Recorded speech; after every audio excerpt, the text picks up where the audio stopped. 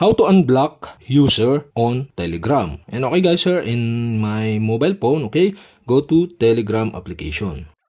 Here in Telegram homepage, okay, go to settings on the lower right side on your screen, tap settings. In settings, you can see here the privacy and security, okay, tap this. In security and privacy, okay, you can see on the top the block user. So I have two block user on my Telegram. So okay, you'll have to do is tap this and you can see the list of block user. So in this tutorial, I'll show you how to unblock this user. And you'll have to do to unblock this user, okay? For my example, I unblock this Raon sa Tondo. So, slide to the left and you can see the unblock button on the right side, okay? You can tap this to unblock. And another one to unblock the user, okay? You'll have to do is tap the edit button and tap the negative sign on the left side. And you can see the unblock button, okay? You can tap again and that's it, okay? You have successfully unblocked the user on Telegram. And if you have a question, kindly comment below. And don't forget to hit the subscribe button and the bell to notify you if I have new video. Okay, thanks for watching.